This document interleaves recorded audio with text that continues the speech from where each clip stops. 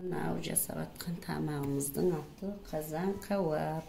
Картошканы дәу картошканы екіге бөліп, ыдысына май құйып, үстіне тұзды алынған картошканы саламыз.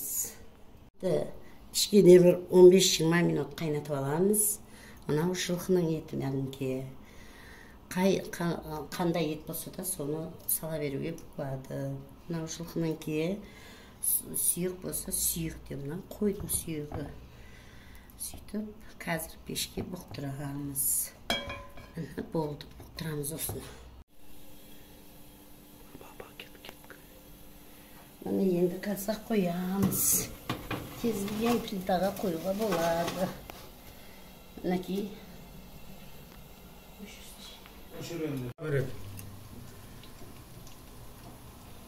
Етті көзіп қой, мынандай қып қызыл болып. Осындай қып қызыл болып, етіміз керемет болып шығады. Плитадан қазір алдым екеуінде.